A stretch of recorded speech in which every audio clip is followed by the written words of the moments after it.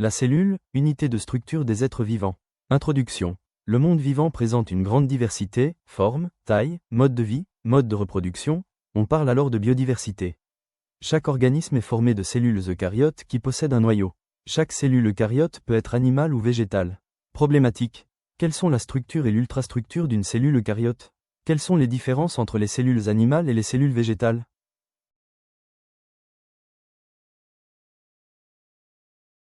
Chaque organisme est formé des cellules eucaryotes qui possèdent un véritable noyau.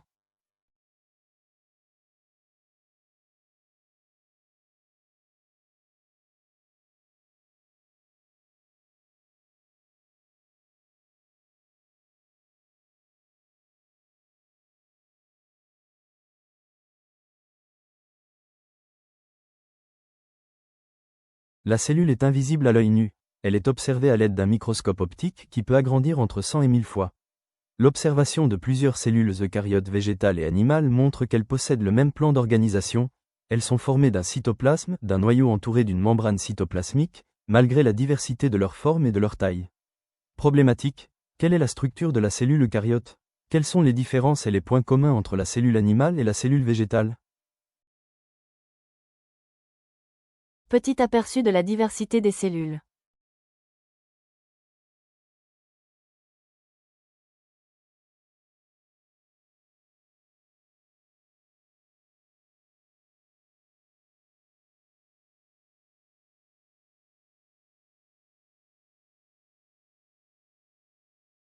Observation microscopique de cellules animales.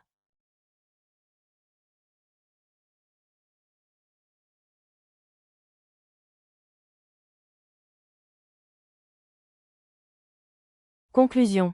Toute cellule animale comporte un cytoplasme renfermant un noyau généralement central et plusieurs inclusions cytoplasmiques, une membrane cytoplasmique qui enveloppe et délimite la cellule. Observation microscopique de cellules végétales. Les cellules animales et végétales présentent de nombreux points communs. Leur organisation est légèrement différente. Taille. Cellules végétales plus grand que cellules animales, présence ou absence de quelques organites. La différence principale est la présence chez la cellule végétale d'une paroi squelettique non présente chez la cellule animale, et d'une grande vacuole qui est remplacée dans les cellules animales par plusieurs petites vacuoles. Si la cellule végétale est chlorophyllienne, on retrouve des chloroplastes dans le cytoplasme. Ces différences se traduisent par les modes de vie différents. Microscope électronique permet d'observer et de déterminer les différents organites. Cytoplasmique non visible au microscope optique, il permet de déterminer la structure fine, détaillée, de la cellule. On parle d'ultrastructure. Quels sont les constituants fins de la cellule? Eucaryotes. Quels sont leurs rôles dans la machinerie cellulaire?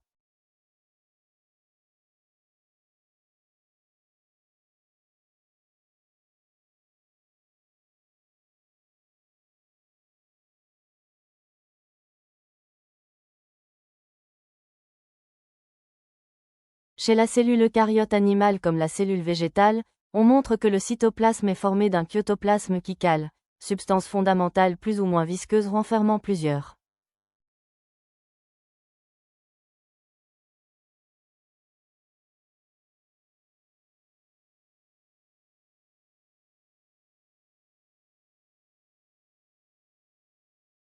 La membrane plasmique. La membrane plasmique, également appelée membrane cellulaire, sépare le milieu intracellulaire du milieu extracellulaire.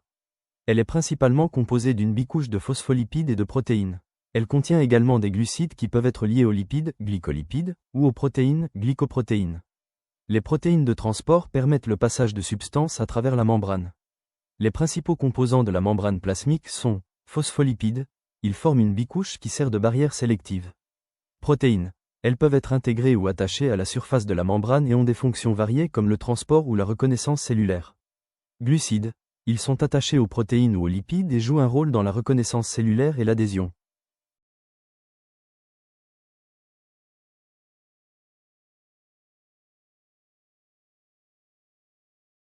La membrane cytoplasmique est une mosaïque fluide, composée d'une bicouche de phospholipides qui encadre les protéines et les glucides.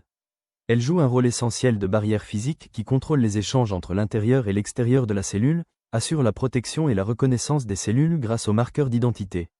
Composition. Bicouche de phospholipides. Les phospholipides ont une tête hydrophile, qui aime l'eau, orientées vers l'extérieur et l'intérieur de la cellule, et des queues hydrophobes, qui craignent l'eau, dirigées vers le centre. Protéines. Elles sont intégrées dans la bicouche lipidique et peuvent être des canaux, des récepteurs ou des enzymes. Glucides. Fixés sur des protéines ou des lipides à la surface extérieure de la membrane, ils sont essentiels pour la reconnaissance et la signalisation cellulaire. Cholestérol. Il est inséré dans la bicouche et contribue à la fluidité de la membrane. Rôle. Barrière physique. Elle délimite la cellule et sépare le milieu intracellulaire du milieu extracellulaire, assurant l'intégrité de la cellule. Transport sélectif. La membrane contrôle les substances qui entrent et sortent de la cellule grâce à sa perméabilité sélective. Protection. Elle agit comme une barrière de protection contre les agents extérieurs. Reconnaissance cellulaire et immunité. Les marqueurs d'identité, glycoprotéines et glycolipides, à la surface de la membrane sont cruciaux pour la reconnaissance entre les cellules et pour le fonctionnement du système immunitaire. Communication cellulaire. Les protéines membranaires peuvent servir de récepteurs pour transmettre des signaux de l'extérieur vers l'intérieur de la cellule.